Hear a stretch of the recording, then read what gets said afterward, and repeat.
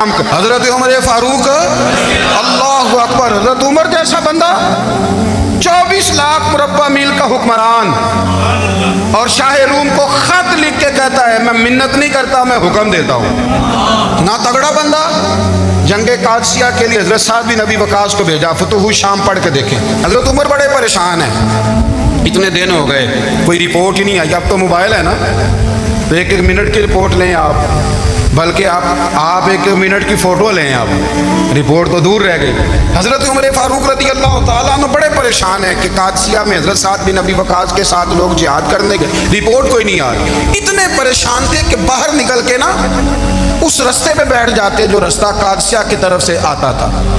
जो भी आता जाता पूछते जंग के क्या हालात हैं। उधर जब अल्लाह ने फतह दे दी ना, तो हज़रत साद बिन नबी वकास रज़ी अल्लाह ताला अन्हु ना एक कासिद को ख़त दे के भेजा, कहने लगे उमर के पास जाओ, उन्हें इत्तला दो कि अल्हम्दुलिल्लाह अल्लाह ने इस्लाम को फतह अता कर दी। ये हज़रत उमर को जाके देना, वो बड़े परेशान होंगे। वो जो उस ज़माने में इस तरह होता था कि कई दूर दूर से सहाबा जो दूसरे शहरों के मुल्कों के रहने वाले होते थे, वो भी आकर शामिल हो जाते थे जिहाद में। कोई एक दफ़ा मदीने आया, कोई 2 दफ़ा आया, फिर अपने अपने इलाकों में। बहुत सारे लोगों ने ज़्यादा दफ़ा हज़रत उमर को देखा भी नहीं था। वो जो कासिद खत लेके आया था ना, उसने एक आध दफ़ा देखा था, हज़रत उमर बूढ़े हो गए, वो पहचानता नहीं था। उधर से वो खत लेके आ गया। हज़रत उमर मदीने से बाहर निकल के उस रोड पे बैठे थे जो कादसिया से आता था। जब उस आदमी को आते देखा तो हज़रत उमर उठ के खड़े हो गए, फरमाने लगे कादसिया से आ रहे हो? वो क्या कहता है, फटे पुराने कपड़े, टूटे हुए जूते, सर पे पुरानी पगड़ी, कहने लगे गुलाम मदीने के रहने वाले हो? हज़रत उमर कहने लगे हाँ मदीने का हूँ। कहा मैं कादसिया से आया हूँ, अल्हम्दुलिल्लाह अल्लाह ने इस्लाम को फतह दे दी है, अल्हम्दुलिल्लाह कुफर की कमर टूट गई है। उसने ये बात करके तो घोड़े को एड़ी लगाई, घोड़ा दौड़ने लगा मदीने के। हज़रत उमर भी साथ साथ दौड़ रहे हैं। फरमाने लगे अच्छा बताओ खालिद बिन वलीद का क्या हाल है? थोड़ा आगे जाके फरमाने लगे उसामा बिन ज़ैद कैसे है? वो कहते हैं ठीक है। फिर उसने और घोड़ा, उमर साथ साथ दौड़ रहे हैं, साथ साथ। 24 लाख मुरब्बा मील का हुक्मरान, एक जूता पैर से निकल गया, उमर दौड़ रहे हैं। आगे जाके पूछते हैं साद बिन नबी वकास का क्या हाल है? तो हुजूर वो भी ठीक है। कितने लोग मेरे शहीद हो गए मुसलमानों में से? कहने लगा सही गिनती का नहीं पता, ये लफ्ज अदा होते होते मदीने की सरहद आ गई। लोगों ने उमर को घोड़े के साथ दौड़ते देखा तो कहा अमीरुल मोमिनीन क्यों दौड़ रहे हैं? वो गुलाम छलांग लगा के नीचे आया, कदमों में बैठ गया, कहने लगा हुजूर आपने बताया ही नहीं आप अमीरुल मोमिनीन हैं। आप फरमाने लगे क्या बताता, मैं तो ऊंट चलाने वाले का पुत्र हूँ, क्या बताता?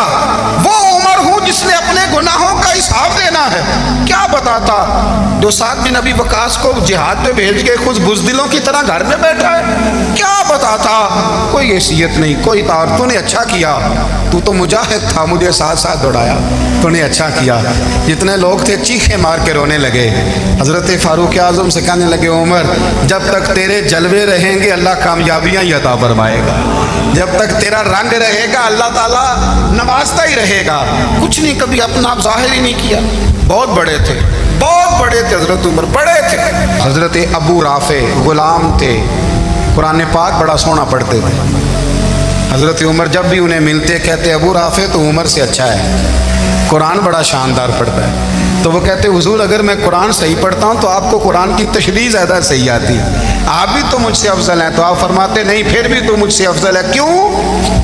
इसलिए कि तू अपने आका की नौकरी भी ठीक करता है और रब की इबादत भी ठीक करता है, और मुझे खाली सिर्फ इबादत करनी होती है वो भी ठीक नहीं कर पाता। सारी ज़िंदगी अपना मुहासबा, सारी ज़िंदगी अपने गिरेबान में देखा, सारी ज़िंदगी अपने आप को परखा, अपने आप को टटोला। 62 साल उम्र बीत गई। हज़रत हुज़ैफा बिन यमान एक सहाबी थे, मेरे नबी करीम अलैहिस्सलाम ना उनसे राज की बातें करते थे।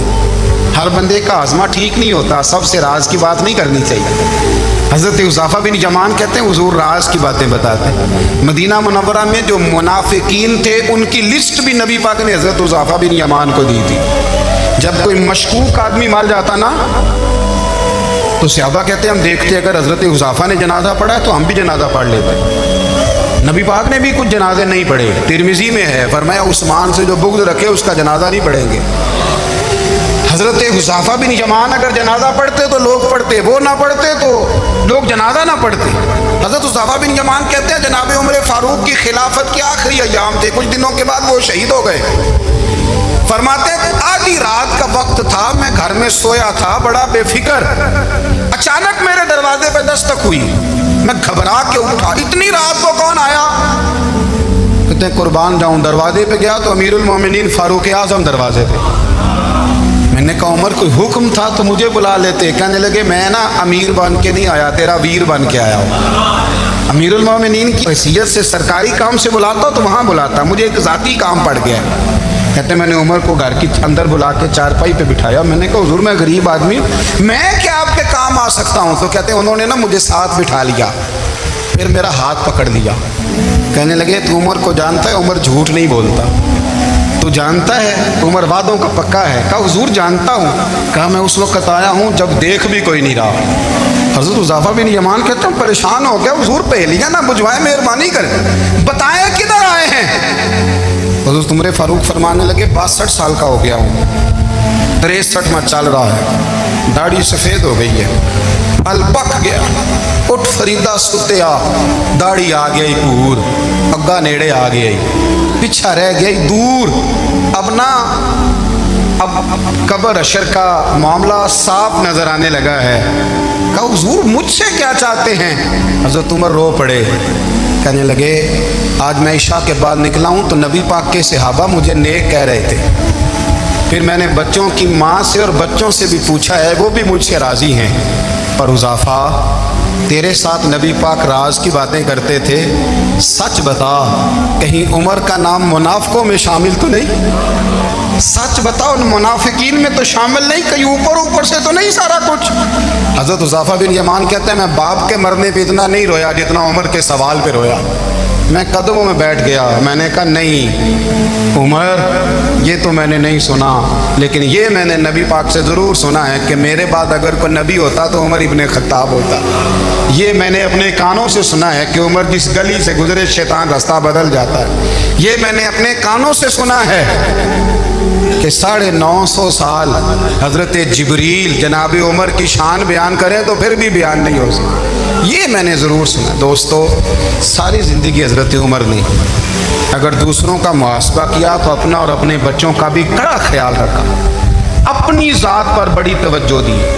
جو لوگ اپنا بھول جاتے ہیں نا، ہمیں اپنی صحت کا بڑا خیال ہے لیکن اپنی روحانی زندگی کا کوئی خیال نہیں ہے۔ حضرت عمر فاروق رضی اللہ تعالیٰ عنہ نا باہر والوں کا بھی بڑا سخت حساب کرتے تھے۔ بڑا ایک گورنر صاحب نے لباس بڑا شاندار پہننا شروع کر دیا تھا تو حضرت عمر نے اتروا کے نا تو انہیں ٹاٹ کا لباس پہنا کے تو اونٹ چرانے کی ڈیوٹی دے دی۔ اتنا سخت احتساب کرتے تھے۔ کسائی کی دکان پر بھی 1-2 گھنٹے کھڑے ہوتے تھے۔ جو آدمی مسلسل 2 دن گوشت خریدتا تھا نا، فرماتے تھے اس کا ٹیکس بڑھا دو، لوگوں کو دال نہیں مل رہی اور یہ روز گوشت کھاتا ہے۔ حضرت فاروق اعظم اس کو جزیہ کہا جاتا تھا، یا کچھ اور معاملات ہوتے تو بڑھا دیتے تھے۔ مسلسل جو 2 دن آدمی گوشت کھاتا تھا، فرماتے تھے مدینے میں غربت ہے، اگر یہ والا نظام تم کرو گے تو غریب لوگ کس کی طرف دیکھیں گے؟